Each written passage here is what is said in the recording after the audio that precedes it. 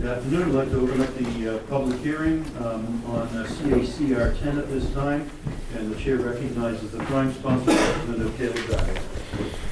Thank you, Mr. Chair. So the impetus for this particular constitutional amendment actually came through a discussion with a constituent. A constituent asked me if I could in any way amend the Constitution, how would I amend it? And I had to take a little bit of time to actually answer this question in a way that I thought, the majority of people in this state and the majority of people in the body might agree to. And what I ended up coming up with was Part the Second, Article 8, as it currently reads, "The doors of the galleries of each house of the legislature shall be kept open to all persons who behave decently, except when the welfare of the state, in the opinion of either branch, shall require secrecy." The change that I chose to make to this was to eliminate the clauses, "except when the welfare of the state, in the opinion of either branch, shall require secrecy." And the reason why I thought that this was important is because one of the values that we have here in New Hampshire is we like to have transparent government. We like to have open government.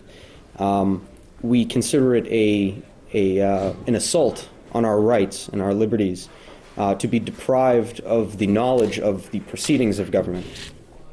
And quite frankly, I find it to be abhorrent when the legislature does things in secretive ways. Certainly when, or if and when it was to be a session of the legislature in the chambers.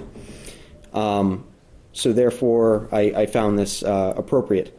I would like to note to the committee, as something that came up when I was discussing with the drafting attorney, the exact effect of this constitutional amendment.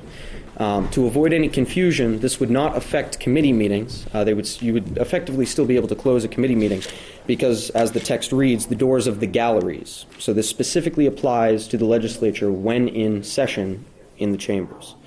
It does not apply in any other way as far as the drafting attorney could figure, and I also consulted a private counsel to clarify that as well. I'm happy to take any questions from the committee. I would appreciate serious consideration of this because I do plan to roll call this on the floor. So. Questions? Yes. Thank you, Mr. Chairman. Thank you for being here today. Could you give me 2 or 3 examples of when the legislature has met in secret? So it has not met in secret any time as of late. The only one. Well, I went to OLSR to try to answer this question. They couldn't give an answer as to the last time in recent history. The last time that they were able to find was during the Civil War, when it was a matter of national security. I remember that. Yeah, I'm sure you do. So needless to say, this is a rare occurrence, if at all. I'm unaware of any time in this past century where it has happened, but nevertheless, I see that it is something that the House has the ability to use, and any time that I find a way to reduce the power of government or the scope of government and empower the people to be have better access to the proceedings of government, I like to try to make that change. So, thank you for the question. So, to follow to Representative Shirtley's question, so if I understand your answer correctly, this is a solution looking for a problem. It has not happened. Well, it has not happened in the recent past. In any past that you're aware, all the way back to the Civil War. Is that correct? As far as I'm aware, I'm sure that it has happened. I'm sure that there have been instances in modern history where the legislature has either voted and the vote has failed, or it has been considered. I do not think it is a power that the legislature should have whatsoever. I consider the very power of the legislature to close its proceedings, that which, as far as I'm concerned, should be public, a grave assault to the rights and liberties that we are afforded by our Constitution.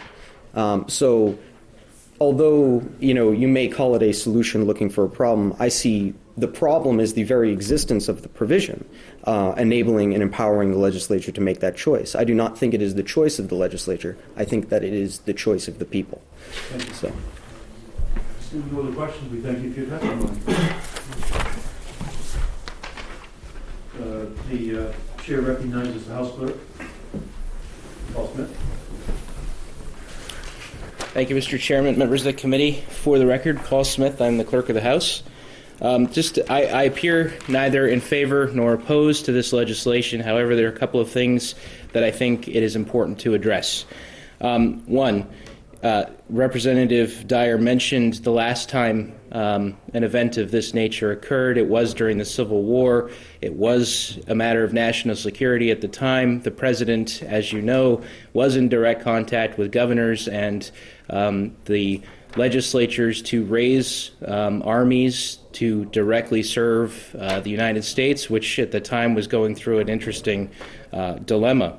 I will also note that the constitutional change here that was added in Part 2, Article 8, was adopted a mere 8 years after the origination of this Constitution. This language comes from 1792. This is not a modern piece of extra jurisdictional thing that was added. This was something that was as close to the foundational documents of our state as there is. I would also note that there's only been one time in the last 15 years that I've been present in this legislature where the doors were closed to the gallery. However, the media was still streaming, the news cameras were still in the room, and government was not shut down. Nothing was being conducted in secret. That was a matter specifically that had to do with non-members' behavior in the House gallery.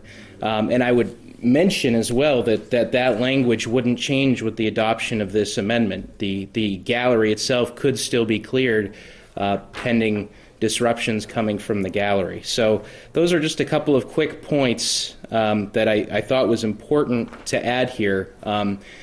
Beyond that, it is important to know that although the legislature has the right to exempt itself from 91A, the fact of the matter is our House rules, which do supersede RSA 91A, specifically state that all of our meetings of the legislature do follow the open meeting practice of RSA 91A, and that's a pretty substantial thing.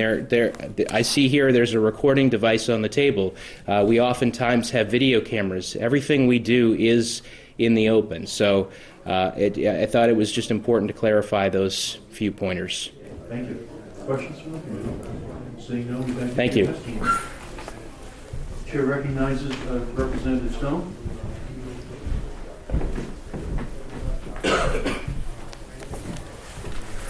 Thank you, Mr. Chair, honorable members of the committee. I oppose this bill. Found this bill very concerning. The current Constitution says that we can only have these secret meetings when the welfare of the public is at stake. Although that may not have happened during the Civil War, who's to say a national security issue can arise in the near future, 30 years from now, next year? This bill would put lives in danger. It's not a bill looking for a problem to solve. It's a bill that'll create a problem. It's inevitable. And that's all I have to say. Thank you, Mr. Chairman. Seeing none, we thank you for your testimony. The chair recognizes Darryl Perry from Liberty Lobby LLC. Thank you. For the record, Darryl Perry, CEO of Liberty Lobby LLC, and I am in support of CACR10. I want to read very briefly from Part 1, Article 8. I realize this deals with Part 2, Article 8, but Part 1, Article 8, very related. Government should be open, accessible, accountable, and responsive. To that end, the public's right to access to governmental proceedings and records shall not be unreasonably restricted. There was a question of, is this a solution in search of a problem? I see it as the legislative body having a power that, while they haven't used recently, if they're not using the power, why should they have the power? So, there's a couple different ways you could look at this. Is it that there's already a solution and the solution is remove the power? or are we searching for a problem, as some people are trying to insinuate? And I don't see it as searching for a problem. As Representative Dyer said, the problem could be that the power even exists. And with that, I will answer any questions. Questions from the committee? Seeing none, we thank you for your testimony. That's the last pink card I have. Am I correct? Okay. So at this time, I'll declare this public hearing closed at 1:30 on CACR 10.